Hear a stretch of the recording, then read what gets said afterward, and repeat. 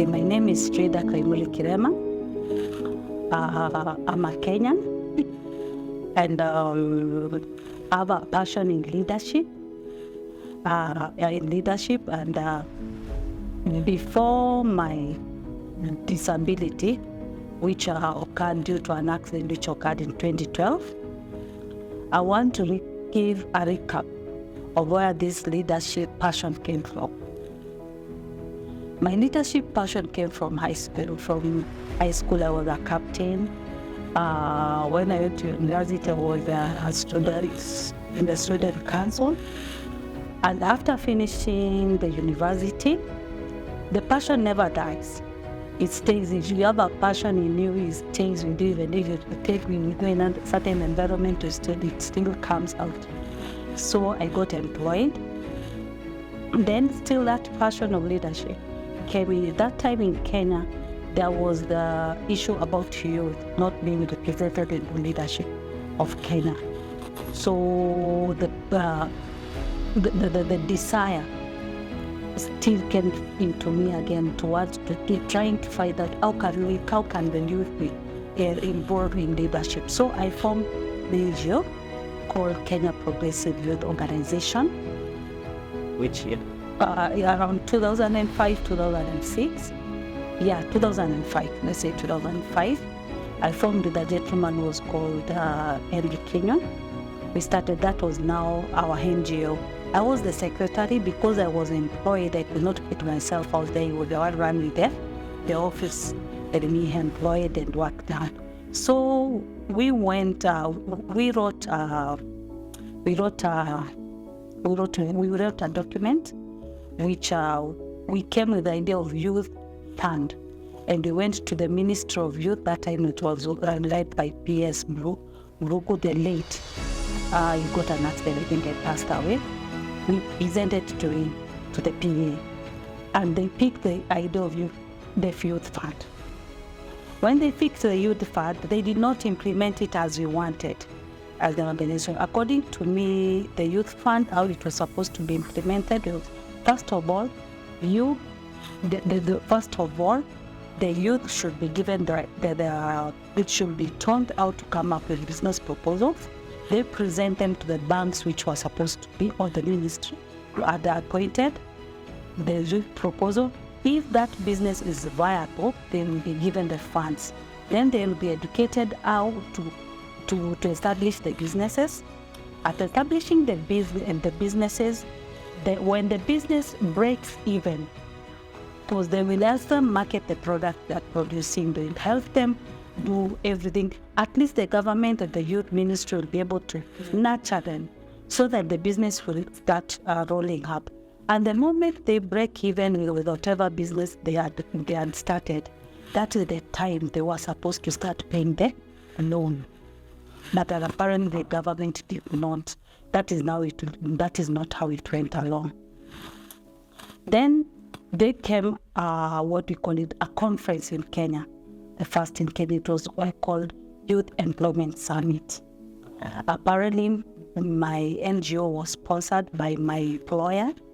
My employer sponsored me, my NGO, and we went to the Youth Employment Summit. There were youth from all over the world and all over Kenya. So when we met the youth from Kenya, we formed through a leadership of a gentleman called Duncan Mogoko. We formed Youth for Leadership, a group. So all these youth from all over the country came together and started meeting us at every month. They started holding meetings at the Insurance Plaza. We were not funded by anybody. It was the fashion we wanted, because we said we wanted to fight for youth to be in the leadership, because if youth reach the leadership level in the member of parliament that time, they will fight for our youth, they will fight about the jobs, finding jobs.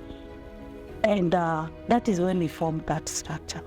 We started doing riots, we started doing conferences, aspiring youth for what? Aspiring MPs, holding meetings, we did aspiring councillors. And apparently when the youth both the youth, some of the youth who were campaigning for, went into parliament.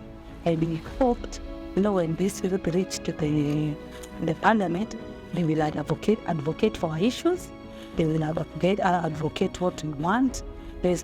But somehow, that does not happen.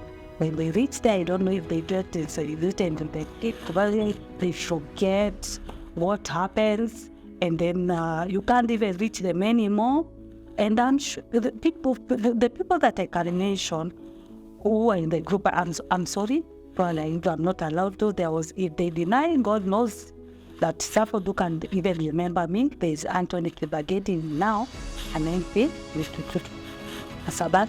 Yes, there's a Philip Kosgeding is in somewhere, Quench. There's even apparently one of the, we talk much about is a CS ago now, they've been sacked. At that time, he was very helpful, he gave a mentoring, he was there, he used to help us. So there are people who are, at least I can say, they were there, there are youth who are really fighting for Ababu, Amana. I can remember Kenhan, Luku. There was a team. We did riots. People did a lot of rioting so that youth can get to their parliament apparently. But when they went, it all became same swap.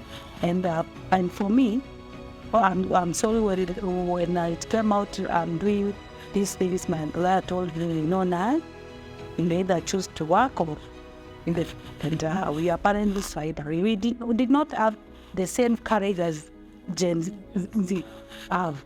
We did not have that, and I hold them. I feel when I see them out there, I'm like, hey, I wish we went that. But then they have I pass its time. Times have changed. So there's probably, it has more impact. But now, all said and done, what I want to say is that, yes, for real, truth, is that our leaders have failed us. They failed us miserably because Kenya is a good, beautiful country. Kenyan people are good. Kenyan people are hardworking. We are hardworking. So even for a leader, if you're leading well with the Kenyan people, you don't have any problem. Because why? We are less bad-based. We are people who deliver. So we really feel short-changed by our leaders. And the leaders whom we elected, they forgot that we have employed them. So for me, it's selfish. I will say even when I was on my accident, and when I got my accident, I'd written to my employer. We highlight the manifestos, the people who are coming in with a new constitution. What do they want? The governors, they highlight tell us so that when we are electing us Kenyans, we'll know if I elect that governor, this is his manifesto. But apparently we did not manage to reach that. When we got the accident, the group that got the accident, we want that vision. It failed. It failed, and that is why I'm here again. But still, the passion that I'm telling you later, she never dies. He still bouncing me. Even when I'm this, I'm still thinking, what can I give to the Kenyans? What can I share? Can I share the Kenyans? Perhaps it will help even the person will lead our president, our leaders. It can help them, even if it might not make sense. Perhaps we'll pick 2-3 things from what I'm going to highlight today. Today, probably it can help Kenyans. So my first take, it is that we made a mistake in our constitution. Our constitution, it is good that we held it when we changed our constitution then.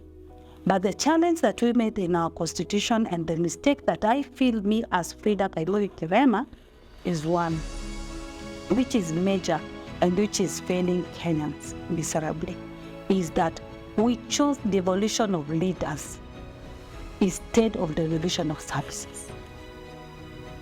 So that if, let's take an example, we had an MP representing a person, but at the moment we have what? We have a governor, we have senator, let's say senator, we have a governor, we have what do you call it? Human representative.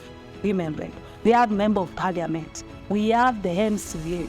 You see, we are a small country with very few resources. People who are employed and taxed to give the government, they are not many. They are not many. So instead, what we did wrong is that we did devolution, which was supposed to be good, but we did devolution the wrong way. For me, my devolution should have been devolution of the services to the local managed, to the grassroots devolution. And that is why today, I think the first thing that Kenya should, right? We are doing demonstrations, we are doing all that. It is even going now as I'm talking. But trust me, we did our demonstration in 2007, 2006, before the 2007, we did demonstration for youth. We will do demonstration even for 20 years. But if we don't change our structures, we don't change the way we do our thing, even if we elect another members who are young, who are old, we'll still go back to the same problem. So let us put structures in place. By profession, I'm an administrator. So I'm actually knowing what I'm talking about. Putting structures in place so that you deliver. My first thing is this. Let's start with our leadership structure, which is failing us miserably, which is eating at the resources of our country, which should be put in the right places. My first take is this. My first structure that I've written is that we are not going to change much, but we have to meet many. My first ask, I know Fridah, is we should have the president, we should have the deputy president. That is take. And their responsibilities, their merits, we should not just elect any president. They should be merits. Public Service Commission of Kenya should be mandated that. Should have job descriptions from the president to the small person who is leading to the. They should have job descriptions, and and then they should have payments which are reasonable. The salaries should be reasonable, from the president to the last one. They should all have that, because that is where I feel. Their allowances should not be exorbitant. They should be earned. Allowances should, whether I'll see what should be earned. So first structure. Mine is the shareholder. Shareholder, who is the employer of them all, is the Kenyans.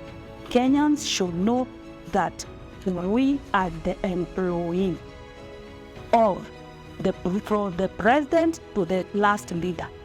We are the employee. We should know that, and you should know that, and you should know that. First of all, let's grab the name Mheshimiwa, Honorable, Excellence. Those names should be scrubbed off. It should be the president of Kenya, the governor, the member of parliament. But the name Mheshimiwa should not. We should not do that, because some of it, somehow it gives them wrong ideas. It gives them that we are not the ones who have employed and given them jobs. It's like they are the ones who have employed us, and they should rule us the way they want. No. So for a start, that is where it starts, before I put on the structure that I think Fridah probably work. And my structure is adapted from company leadership. It is also adapted looking at the countries which have made it. South Korea, Singapore, such countries which were there, even I think less than Kenya, now they are there. They have adapted that structure which is more on private, whereby we look at a country, yes, and a country should be run like a profit entity. An entity, a company which their brands, their employees, everybody should be well. If the medical cover, they should have board. And so that we excel. Every company works so hard so that it makes it in the world, it makes it in the market. So it is the same thing that our company should have. So let's talk about the shareholders. Shareholders are Kenyans, first of all. Then we are the ones who now elect the president. They elect the president. We have said the president should have academic. We should now introduce the academic qualification, academic qualifications. We should include more experience and all that before you put yourself there out there to be the president. So we should have the president, the deputy president, and that the president and the deputy president. And the harm that I will not talk about because I don't have much knowledge, but should be there with the commander in chief of the army forces. That wing should be there. Now, at the executive. Now the executive will be the deputy president, the deputy president, the prime minister. After the prime minister, who the prime minister will, the president and the deputy will be more equivalent of a director in a setup of a private company. Directors. Then we will have the prime minister. The prime minister will be like the group chief executive officer who is working as chief administrator of the Republic of Kenya.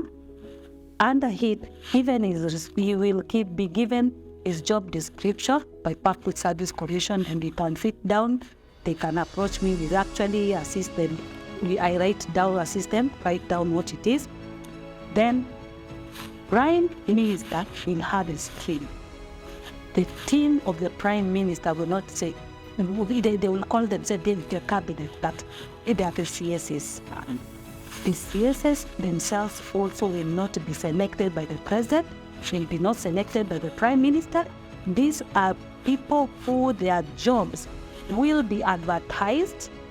They will also go by qualification, they will also go by experience. It is the Ministry of Roads, and why? It should be somebody who actually has knowledge, has dealt to that qualification and that experiences. If it is held, the same. And the people who have actually shown track record of them, each and every ministry, the CSS should be qualified people. That, and the CSS are equivalent of head of departments in a private company. And now, these are the CSS. The CSS also, we said they will be qualified and all that. And then after the CSS, for me, the next team is the governor. Governor, I recall, Kenya used to have 8 provinces. And things which used to be delivered and used to be done. Yeah. So, for me, I believe, okay, we can now decide, okay, times have changed, let us try we can divide these provinces, the previous provinces, into 2, so that we will only ask to the government. Yeah. State governance. These governors, they are one, and not all should be elected. If governors should not be elected, there are jobs which will be created by the Public Service Commission. They will have their convention to name my work of the recovery. I start to be corrected. I'm just saying this is Fridah Kirima's structure. You can also input and tell me I'm free to open so that we come up with actually the leadership structure that Kenya. So for me, you are all open to. You can mention what you want. So what we come with a leadership structure which we can present to our president and say, Mr. President, this is a leadership structure that we wish we amend our constitution so that we can have this leadership structure which can suit the Kenyan people. So I've reached the place of governance. Governors will also be employed. Under governance, there is the office of governor. We want to remove the issue about government. We should not have an independent government, county government. Kenya is so small. We forget that Kenya is not like America. When we talk about governor leading, It is a country which is bigger than Kenya. Having a government of CSS, I mean of what do you call it, councillors, it is so small. It's not like Kenya. It is like now a governor in America is more of an equivalent of a president in Kenya. So we overstretched ourselves. So for us, we should abolish that issue of county government. What we should be is county offices led by the governor and passes. And the work of the governor is supposed to see the work of the CSS, the work of the prime minister's agendas and everything are met by the constituencies under his management. They see that if it is medicine, are people in the hospitals getting medicine in the constituencies, which are under my docket? Are the roads made under my docket? And all that. So their work is basically to supervise the constituencies under the management. They take back the report to the CSS. Now that is the harm of the the chief administrator of Kenya, which is led by the prime minister. Then now let's go to the legislature. Who are the MPs? The work of it. This is now whereby I say it will have the MPs are the ones who are going to change this Kenya. Because why? They are at the grassroots. They're the ones who are going to make sure that whatever happens in the national government, it is felt in the grassroots. That is why I came up with something called the strategic management of the constituency. Strategic management of the constituency is whereby we want to remove these MPs from spending their times in Nairobi when they are supposed to be meeting in the constituency. Under the constituency, for me, in my structure, I've said we're starting something called constituency administrative center, which will be led by the member of the parliament. The member of the parliament, his job is work to be there every day. Just as yourself, you wake up to go to work day, MPs will be waking up every day to go into the offices. They will only come to Nairobi to either discuss say quarterly or when there is an emergency call. And the only thing that they will be paid when they come to Nairobi, it is accommodation. The government will provide accommodation and no seating allowances because they are doing their work. And us transport allowance. Then after they finish, they go back to their area. Now, when at the administration centers, the constituency administration centers, now this is where I say, there will be gate offices, whatever is in the national level, will be having an office at the constituency center. When we say about gender, youth, they will have there. And according to youth, for me, it is the mandate of each constituency to create a database for its youth. Whether you have stopped your education at class 8, go register yourself. What is your skill? Right there. What is your level 1 to know how many youth have graduated in Kenya who are medicine students? They just click and they'll get the entire data. If they want to know who are engineers, they will do and create data. Talent in carpentry. If you are a talent, we are not saying only in education, you will go there down, you will get the data. So you will have data for each and every group, so that when it comes to placement of employment, and actually even sometimes that jobs will not need for youth to apply. And we'll just know there are saturated somewhere, we need this amount of doctors. What do? We just go to the database and we get the details of them. Who are doctors, where are they, and everywhere. We just select them and employ them without having for them to aim stuff up. These are the youth. Then we will have the youth for disability. Are the disabled people, are they taken care of in the constituency? Are they getting funds for their upkeep? Such things. And so for me, at the constituency level, and Ministry of Roads, we will be like other countries. Even the smallest pavements in the constituency, they are tarmacked. The street lights will be there in our constituency. And this one, we've created a job even for the youth in the constituencies. And so for me, I think that in most place whereby emphasis should be paid, it should be really given at the constituency level, so that we make youth education. We have parts for education, so that there is no child who will receive school. Special for elderly. We make sure, yes, they get money. Are they taken care of? So for me, that will enable,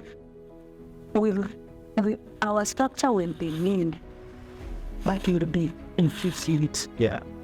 Because that is also happening in will be efficient. There will be accountability. And then we'll be able to know accountability.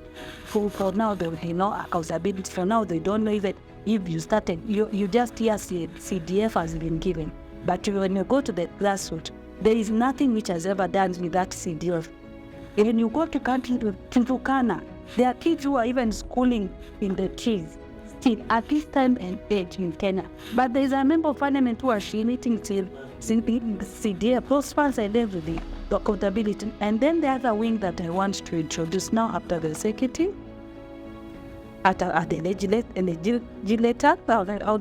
legislature, there's don't worry, my accent, my heritage. And then there's what do you call it? There's what we call judiciary. Those are the that are most active. Can we introduce another? Sorry, because I can't solve the BTM. Then there's the other mandatory unit that the arm that we should have it independently. Yes, they are there and it is done, but it is not very much highlighted and given the mandate, and it is there. I would love to call it implementation, evaluation, implementation, monitoring, and evaluation. So that, and in this one, we don't have local only. We have like 2 international auditors, companies that are not like, just for example, Pricewater, Ernst & Young, and another one, so that they will be able to monitor each and every what do you call it? Every government operation that is done, so that at the end of it all, you can know if a certain member of parliament or a certain member governor or a CS has been able to, even the president himself has been able to actually run his manifesto well, as they have achieved something like that, as they achieved. And if you have achieved and we appraise you, and you have actually adding the appraisal, then probably you can have within another time. That is, we feel that the appraisal is coming to zero, you are not performing. Then Kenyans can actually decide, and we do the new president, or you don't receive it. You do everything. That is my take, and the leadership start off. And Mr. President, Arab Samoei Ruto. You've heard my name is Fridah Kirima. By profession, I'm an administrator. I feel it is my time to give back to my country as motherland, which is my motherland. A lot has been said, being true. Your leadership structure, not leadership, your leadership Most of it has gone bad, but all is not lost. There are a lot of things that me as Fridah Kirima can assist you with, especially drawing structures that will help Kenya, and will help Kenya. I know even if your name has been tarnished a lot, but trust me, you have started making changes, and if you continue making changes the way you are making, being open to dialogue with a lot of people who are for Kenya's progress, true Kenyan progress, you will go and put the right systems that can help people. You will go down in history for having laid systems that will help future generation, Gen Z, Alpha, and the rest. So we still have faith that you can turn this country around for the better.